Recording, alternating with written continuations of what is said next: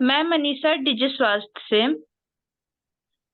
आज के इस सत्र में जुड़े हुए सभी सज्जनों को नमस्कार। आज का सत्र मानसिक स्वास्थ्य की जागरूकता के लिए आयोजित किया गया है। मानसिक स्वास्थ्य का तात्पर्य किसी व्यक्ति की भावनात्मक, मनोवैज्ञानिक व्यक्तियों के सोचने, महसूस करने और कार्य करने के तरीके को प्रभावित करता है, जिससे उनके मुकाबला करने के तंत्र, रिश्ते और निर्णय लेने की क्षमता प्रभावित होती है। यह जीवन की गुणवत्ता के लिए महत्वपूर्ण है। तो आइए इस विषय को विस्तार से जानते हैं काजल चंद्रा मैम से। मैम मनोवैज्ञानिक हैं, एक व्यवसायी हैं और मुंबई में कार्यरत हैं।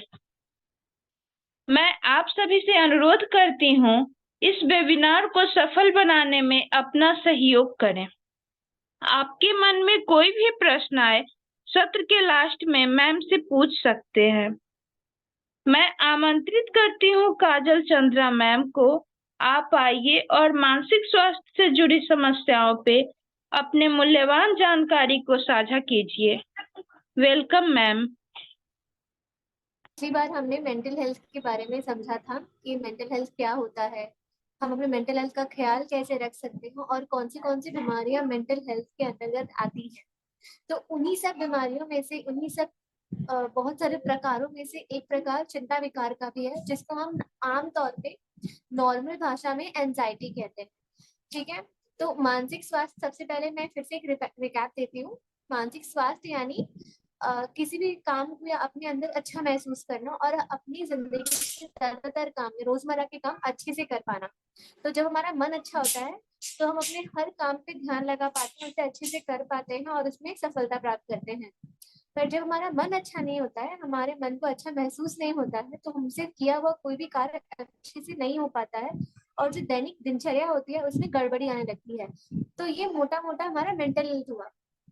अब मेंटल हेल्थ के अंदर ही ऐसे बहुत सारे चिंताओं के प्रकार हैं, बीमारियों के प्रकार हैं, जो मेंटल हेल्थ को कैसे खराब होता है ये दर्शाते हैं। ठीक है, तो उसमें सबसे बड़ा और सबसे जो आम तौर पे देखा जाता है वो है चिंता विकार यानी एंजाइटी डिसऑर्डर। तो ये तो टेक्निकल टर्म हुआ, मतलब ये उसमें सबसे महत्वपूर्ण है चिंता विकार यानी एंजाइटी डिसऑर्डर।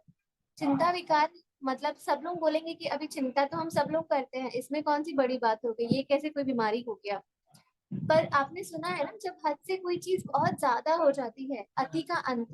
जब कोई चीज अति हो जाती है ना, ज्यादा मीठा खाने से भी शुगर बढ़ जाता है, डायबिटीज की चिंता होती है, और हम ज्यादा मीठा खाते तो मुंह का खराब, टेस्ट खराब हो जाता है। वैसे ही ज्यादा चिंता करना भी चिंता समान होती है ना। तो उसी तरह जब चिंता एक ही चीज को लेके बहुत टाइम तक रहता है, एक लंबे दौरान तक होता है, और उसकी वजह से हम अपना और रोजमर्रा का कोई और काम नहीं कर पाते हैं, तो हमारा मानसिक स्वास्थ्य बहुत ज्यादा खराब हो जाता है। क्योंकि हम किसी और काम पे भी ध्यान नहीं लगा पा रहे हैं, हम सिर्फ एक चीज के बारे में बार बार सोचते रह रहे हैं और काफी लंबे समय तक हो रहा है। उस चीज की वजह से मेरा खाना पीना सोना सब खराब हो रहा है। तो ये कोई अच्छी बात तो है नहीं। इसीलिए इसको चिंता विकार की श्रेणी में रखा गया है, एक विकार की श्रेणी में रखा गया है। ठीक है, ये विकार क्यों कहते हैं, क्योंकि कोई अच्छी चीज तो है नहीं, इसकी वजह से मेरी दिनचर्या खराब हो रही है।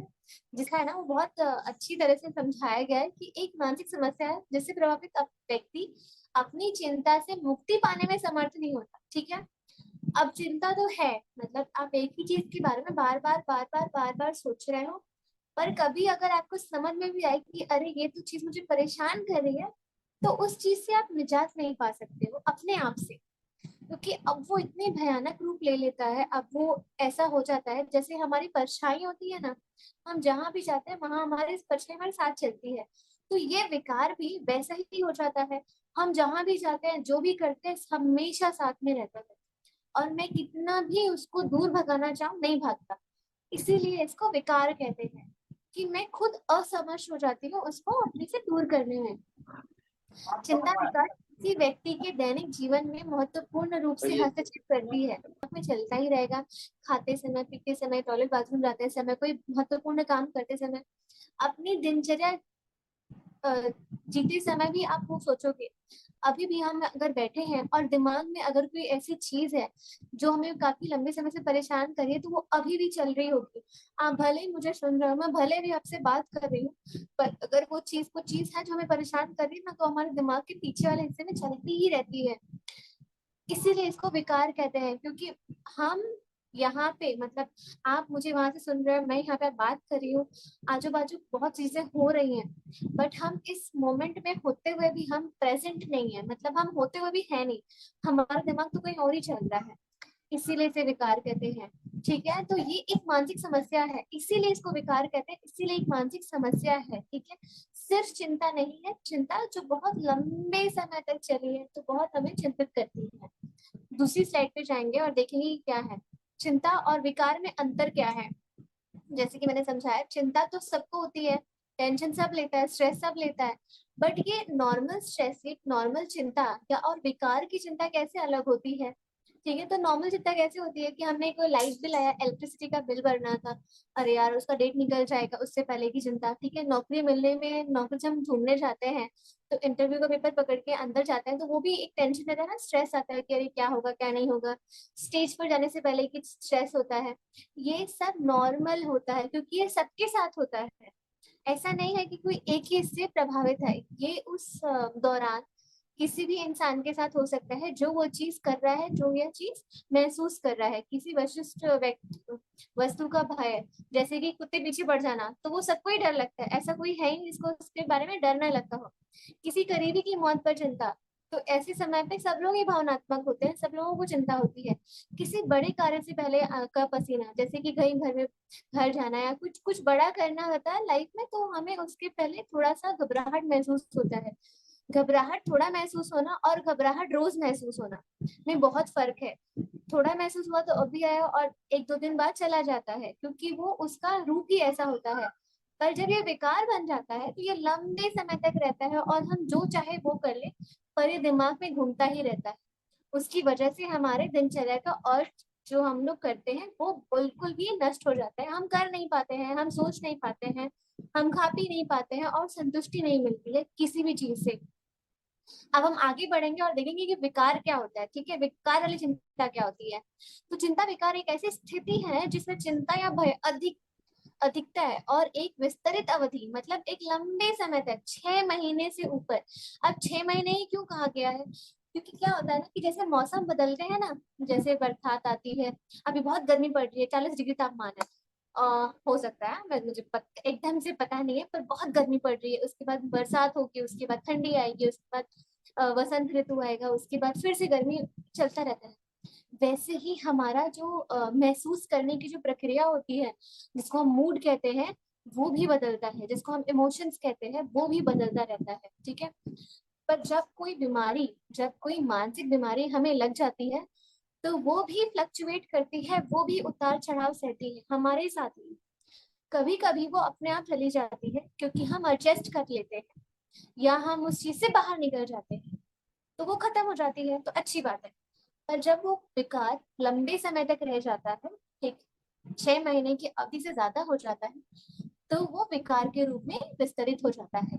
इसीलिए यहाँ पे एक 6 महीने का ड्यूरेशन दिया गया है, एक समय दिया गया, एक अवधि दी गई है कि आपको कैसे पता चलेगा कि अगर आप चिंता विकार से पीड़ित हैं कि नहीं है।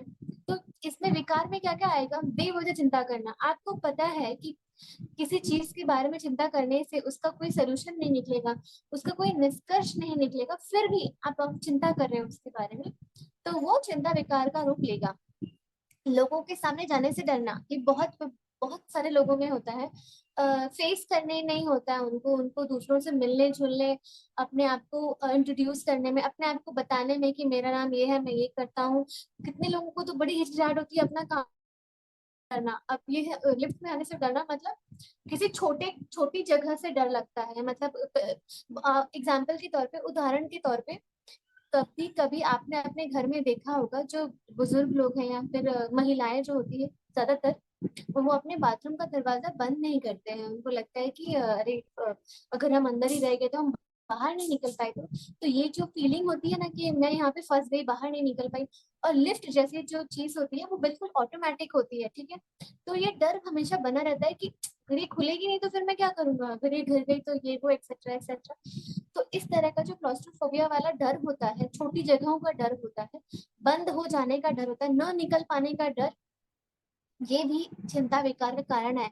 क्योंकि मुझे पता है अगर मैं लॉजिक से देखूं तो क्या होगा कि दरवाजा खुलेगा, मैं बाहर निकलूंगी, बाहर मैं ठोकूंगी और मुझे कोई आके मुझे निकाल लेगा, कोई ना कोई आके तो मेरी मदद जरूर करेगा। पर यहाँ पे चिंता विकार होता है ना, उस विकार के कारण मैं निष्कर्ष तक नहीं पहुंच पाती हूँ, मुझे सोल्यूशन तक नहीं पहुंचने दिया जाता, मेरा दिमाग वहां तक नहीं पहुंच पाता है, और मुझे उलझाए रखता है कि अरे ये हो जाएगा, अरे वो हो जाएगा, अरे ये मत करना, अरे वो मत करना। ठीक है, फुसफुसाना, कुछ लोग अपने अपनी बातें करते हैं, फुसफुस कुछ ना कुछ बोलते ही रहते हैं। आपने ज्यादातर देखा होगा लोग रास्ते पे खड़े होकर गाली देते हैं, और मंत्र पढ़ते हैं, काफी लोग मंत्र पढ़ते हैं। तो ये सब जो चीजें होती है ना, ये विकार के रूप हैं। आमतौर पे हमें पता नहीं हुआ, हमने कहा कि अरे ये तो पागल है, नहीं, ये विकार के कारण वो इंसान इस हद तक पहुंच गया है। चीजों को बार बार सेट करना, मतलब ये चीज ऐसे ही रखनी चाहिए, वो चीज ऐसे ही करना चाहिए, ये मत हिलाओ, वो मत हिलाओ। एक एक तरीके का, जैसे कि आप किसी के घर में जाएंगे ना, तो हर चीज बड़ी परफेक्ट मिलेगी आपको, हर एक चीज से लगेगा कि आप किसी होटल के रूम में चले गए हो, और उनको वो वैसे ही करना पसंद रहता है। अगर आपने यहाँ वहाँ की तो बड़ी तकलीफ में पहुंचती है। तो ये भी एक विकार का कारण है जो उनको वो चीज करवाने पे मजबूर करती है। जब वो चीज करते हैं तब उनको शांति महसूस होती है। हाँ, उन्होंने बोला भी होगा यार मुझे ऐसे अच्छा लगता है, तो ये जो उन्होंने बोला ना मुझे ऐसे अच्छा लगता है, ये भी एक तरह का एक एक साइन है जो बताता है कि ये चीज ठीक नहीं है। ठीक है, यह विश्वास करना कि आप मरने वाले हो। काफी लोग ये करते हैं कि वो लोग वॉक पे जाते हो, अरे वो दिल पकड़ के बैठे, अरे वाह, कुछ तो हो जाएगा, कुछ नहीं होने वाला होता है, पर उनको लगता है कि उनके जान को खतरा है, किसी से, अपने आप से ही कुछ हो जाएगा, कुछ हो जाएगा, कुछ कर देंगे, एक्सेट्रा एक्सेट्रा। तो आप देख रहे हैं अभी तक मैंने जितनी भी चिंता विकार के लक्षण पढ़े हैं, इसमें से कोई भी स्पष्ट रूप से हो नहीं सकता है, पर हो जाएगा, हो जाएगा, हो जाएगा, ये कह कर इंसान अपने आप को बीमार कर लेता है। पुरानी बातों को बार बार याद करना, ठीक है, गड़े गड़े मोटे उखाड़ने में तो कुछ नहीं रखा है। हमें पता है कि पुरानी बातों को याद करने से कोई, हम उसको चेंज नहीं कर सकते हैं, ना हम पीछे जाके कोई पन्ना हिला सकते हैं, फिर भी हम उसको बार बार याद करते हैं, और बार बार एक ही चीज रिपीट करके ताने मारना, ये भी एक विकार का ही कारण बनता है। ठीक है, तो ये सब चीजें आपने देखा ना, इसमें निष्कर्ष नहीं निकलेगा, सोल्यूशन नहीं है, मतलब ये फालतू है, ये बेकार की टेंशन है, और बेकार की टेंशन लंबे समय तक बेकार का रूप ले लेती है। ठीक है, अब देखिए, अब इसके सिम्टम्स कैसे होंगे, मतलब इसके लक्षण कैसे होंगे कि मुझे पता चलेगा। तो काफी हद तक ना, जब ये 6 महीने के ऊपर चला जाता है, 1 साल का ऊपर, 2 साल के ऊपर चला जाता है, तो क्या होता है कि आप कुछ भी सोचोगे ना, वो इंसान कुछ भी सोचेगा जिसको चिंता विकार है, वो ना सोचते सोचते उसको पसीना आने लगता है, उसको उल्टी जैसे फील होता है, पर होता नहीं है, उसके हाथ पैर कांपने लगते हैं। अब ऐसा नहीं होगा कि ये सब चीजें साथ में होंगी, इसमें से कोई एक दो भी हो सकता है। या फिर बहुत चिड़चिड़ापन महसूस होगा, बहुत गुस्सा आएगा, किसी ने बात कर दिया तो उनको तो एकदम दिमाग खराब हो जाता है, उनका दिल धड़कने लगता है, सिवियर फीलिंग ऑफ पैनिक, मतलब हे भगवान मैं क्या करूं, मैं किसको मारूं, मैं किसको काटूं, ऐसा वाला फीलिंग आ जाएगा। ठीक है, और सांस लेने में तकलीफ होगी। मैं फिर से आपको बता रही हूँ कि ये सब चीजें साथ में नहीं होंगी, कोई एक चीज होगा, कोई दो चीज होगा, क्योंकि ये लंबे समय तक रह गया है, इसीलिए इंसान की जीवन शैली बन जाती है। तो आपको जो ढूंढने में बहुत मुश्किल होगा, किसी को बताने में मुश्किल होगा कि मैं तो, सबको लगा कि अरे ये इंसान तो ऐसा ही है, क्योंकि ये लंबे समय तक रहता है, तो इंसान की जीवन शैली ही बन जाती है। कुछ लोग होते हैं ना, लोग बोलते हैं उनको तो बहुत पसीना आता है हाथ पैर में, ऐसे नहीं आता है, क्योंकि उनके अंदर में विकार छुपा बैठा है, इसलिए ऐसा हो रहा है। हाँ, उनको तो उल्टी बहुत होता है, पर होता होता कुछ नहीं, अरे ऐसे ही नाटक कर रहे हैं, तो वो चीज हम अनदेखा कर देते हैं ना, वो इन सब का कारण है, लक्षण है, जो लक्षण दे रहा है पर हम समझ नहीं पा रहे क्योंकि हमें पता नहीं था। पर आज मुझे पता है तो मैं अपने आसपास अब और अवेयर होके देखूंगा, और अब जागरूक होके देखूंगा कि अच्छा ये चीज तो मुझे पता थी, वहां पे बताया क्या था, हो सकता है ये चीज हो सकती है। ठीक है, ये कोई मानसिक समस्या को दर्शा रहा है, जिसके लिए मुझे एक मानसिक चिकित्सक के साथ बैठना चाहिए, बात करना चाहिए। तो हम उसको आगे देख सकते हैं, उसके बारे में आगे बात कर सकते हैं। ओके, चिंता विकार के प्रकार। अब मानसिक अस्वास्थ्य में बहुत सारे प्रकार हैं, चिंता विकार के भी बहुत सारे प्रकार हैं। ठीक है, जैसे कि सोचने वाला है तो एक हो गया, अब बहुत सारे करने वाले भी हैं। तो सामान्यकृत चिंता विकार, जिसको हम इंग्लिश में जीएडी कहते हैं, जनरलाइज्ड एंजाइटी डिसऑर्डर। मतलब क्या है इसका कि ये चीजें ना, मतलब रोजमर्रा की टेंशन जो हमारे औरतें होती है ना, उनको ज्यादा टेंशन होता है कि क्योंकि उनकी फिक्स होती है, एक चीज रोज रोज करती है, तो उसमें ही उनका जो टेंशन रहता है, स्ट्रेस रहता है, वो बढ़ता रहता है। कोई नयापन तो नहीं रहता नहीं है, तो उनको कैसे होगा, वो कैसे होगा, पर वो लंबे समय तक चला जाता है और वो खुद के लिए समय नहीं निकाल पाते हैं, हम खुद के लिए जिंदा नहीं रह पाते, इसीलिए विकार का रूप ले लेता है और कभी कभी डिप्रेशन में भी इंसान चला जाता है। ठीक है, दूसरा है पोस्ट ट्रॉमेटिक स्ट्रेस डिसऑर्डर। ये पता है कब होता है? एक एग्जांपल, एक उदाहरण के तौर पे, जब हमारे जिंदगी में कोई बहुत ही दर्दनाक घटना घट जाती है हमारे साथ या हमारे सामने, या किसी और के साथ जिसके बारे में मुझे पता चला है, या फिर नई माँ बनना, या फिर कोई एक्सीडेंट हो जाना, कोई भी चीज जो बहुत ही दर्दनाक हुई है आंखों के सामने अपने साथ या किसी और के साथ, उसको उसके बाद हम क्या महसूस कर रहे हैं, उसको पोस्ट ट्रॉमेटिक डिसऑर्डर के रूप दे दिया जाता है। मतलब क्या है कि कभी कभी ऐसा होता है ना कि हम इतने अंदर से हिल जाते हैं कि हमारा दिमाग काम करना बंद कर देता है, क्योंकि वो घटना हमने दूर दूर तक भी नहीं सोची थी और वो हो चुकी है, वो हुई है, और मेरी कोई कारण, मेरा कोई इसमें हाथ नहीं था, मतलब मेरी किसी मैंने उसने कुछ नहीं किया, पर मेरे सामने हुआ है, तो हम उसको महसूस नहीं कर पाते, हम उसको प्रोसेस नहीं कर पाते, हम उसके बारे में कि अरे ये कैसे हो गया, उस दुखद घटना से निकल नहीं पाते हैं। तो एक लंबे समय तक हम उसमें ही रहते हैं, तो वो एक पिक्चर की तरह हमारे सामने चलती रहती है हमेशा, एक पिक्चर की तरह, जैसे चलचित्र होता है ना, हमेशा चलता ही रहता है, वैसे एक रील की तरह चलती ही रहती है। मैं कोई भी और काम कर सकते हैं हम लोग, मतलब एक नॉर्मल दिनचर्या जी रहे होते हैं, पर आंखों के सामने हमेशा वही सब चल रहा होता है। एक लंबे समय के बाद हमें उससे बहुत दुख महसूस होता है, हम बहुत तकलीफ में रहते हैं, रोते रहते हैं, तकलीफ में रहते हैं, खाना नहीं खाते हैं, पानी नहीं पीते हैं, और बहुत कुछ ऐसा होता है जो हमने पहले नहीं था, वो हमें बिल्कुल चेंज कर देता है।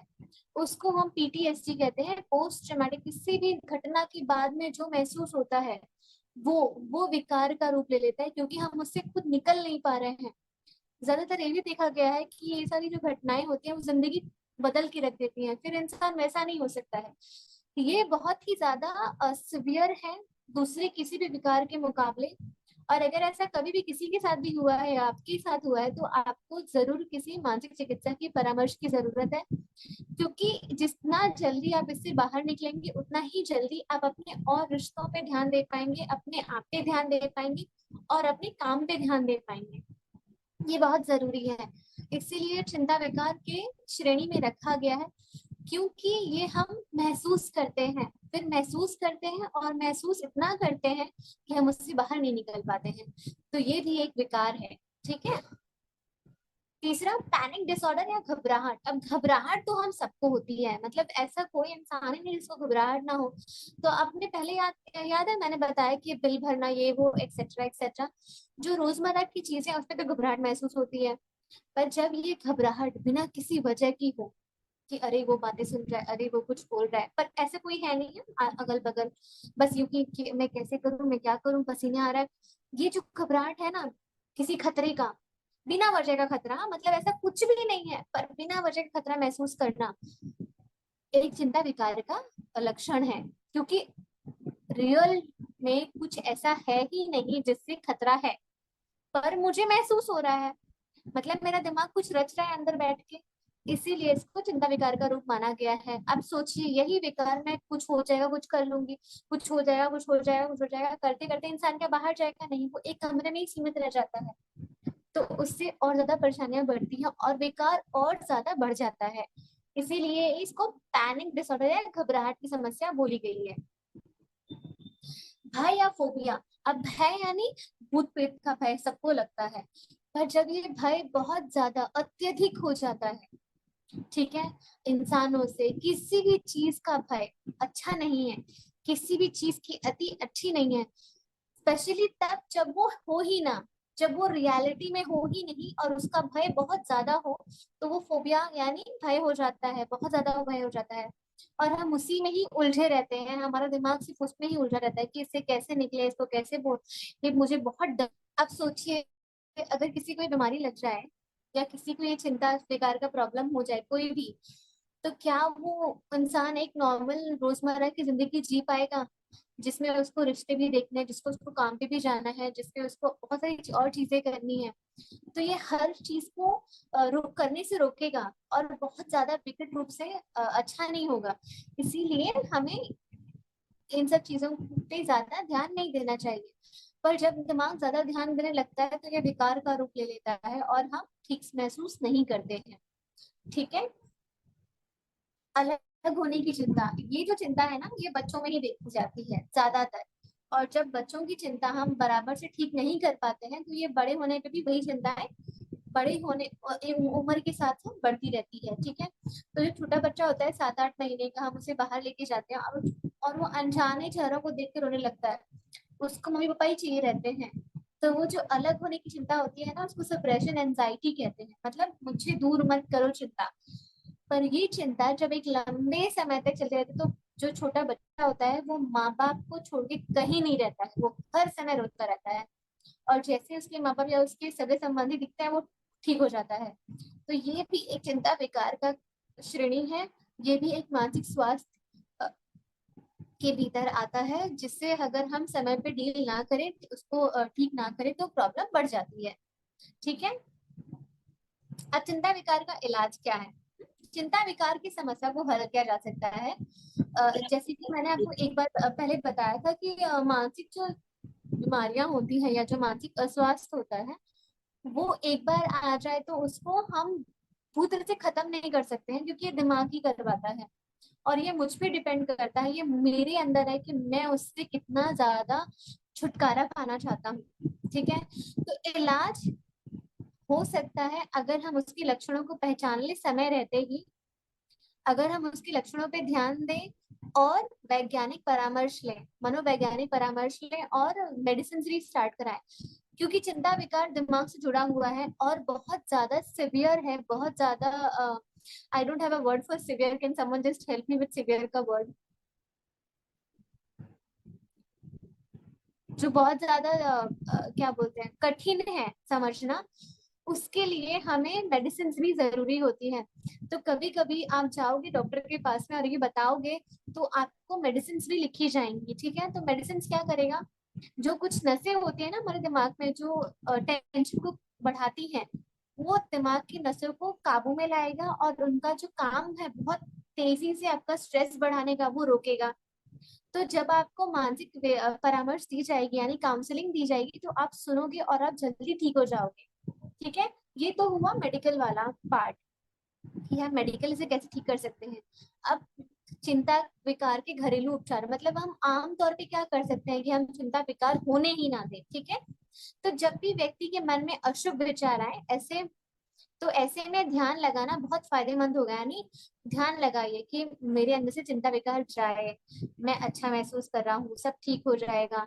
रोजाना ध्यान करने से आराम मिलता है। ठीक है। व्यायाम करें, बहुत जरूरी है, डिसिप्लिन लाइफ में बहुत जरूरी है। हफ्ते में 3-4 दिन, ऐसा नहीं कि रोज करना है, सुबह उठते ही करना है। आपको जब भी आपका मन करे, आप इसको व्यायाम करना ही चाहिए। कुछ भी हो सकता है, बट प्लीज डू समथिंग।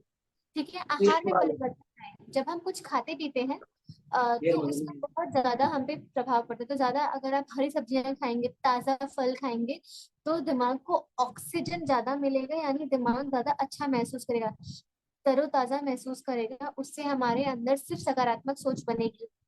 जब आप पानी कम पीते हो, जब आप फल नहीं खाते हो, आप हरी सब्जियां कम खाते हो, तो आपके अंदर ऑक्सीजन नहीं रहता है। एट द सेम टाइम अगर आयरन की कमी हो रही है, तो भी हमें प्रॉब्लम महसूस होता है। आयरन यानी लोहे की कमी। ठीक है। लोहा हमारे खाद्य पदार्थ में एक एक मल्टीविटामिन के तौर पे आता है। मतलब जो भी हम खाते हैं, जैसे कि हम पालक का सब्जी खाते हैं तो उसमें भरपूर मात्रा में आयरन होती है। रोज पालक नहीं मिल सकता है, पर ऐसे बहुत सारे और प्रकार हैं जिसमें आयरन मिलता है। आयरन दिमाग के लिए बहुत जरूरी होता है, स्पेशली बच्चों के लिए। ठीक है, तो आप कोशिश करिए कि अपने खाने में आप ताजे फल, पानी ज्यादातर पीजिए, और आयरन लोहा के खनिज पदार्थ ज्यादा खाइए, ताकि आप अच्छा महसूस कर सके और चिंता विकार या मानसिक बीमारियों से बहुत बहुत बहुत दूर रह सके। काउंसलिंग, ऑफ कोर्स काउंसलिंग हमेशा आपकी हेल्प करेगा, ना सिर्फ आपको समझने में कि आपको हुआ क्या है, बट उससे बाहर कैसे निकले। क्योंकि हमने देखा ना, चिंता विकार में हमें खुद बाहर नहीं निकलने आता है, क्योंकि हम उसमें उलझे रहते हैं। तो कोई और जब हमें बैठ के समझाता है ना, तो हमें अच्छे समझ में आता है। वो हमारे ऊन के घोले को खोल खोल के समझाता है कि देखो ऐसे नहीं, ऐसे करना है। तो फिर ज्यादा अच्छे समझ में आता है, और हम अपनी परेशानियों से अच्छे से डील कर सकते हैं और निकल सकते हैं। इसीलिए खुद कोशिश करें। इसी के साथ मैं इस वाले सेशन को खत्म करती हूँ। अब मैं चाहूंगी कि आप लोग मुझसे सवाल पूछें, आप मुझे बताएं कि क्या समझ में नहीं आया, तो हम आगे इसको चर्चा कर सकते हैं। जी सर। तो दैट्स अ वंडरफुल सेशन, काफी अच्छा था। किसी भाई का कोई सवाल है, कोई क्वेश्चन है, अगर कोई पूछना चाहते तो पूछ सकते हैं। अशोक पांचाल, अरुण है, अनिकेत है, इंद्रजीत भाई भी जुड़े हुए हैं।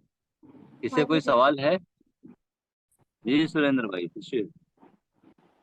सर, मेरे साथ कोई छोटी मोटी घटना हो जाती है ना, जी।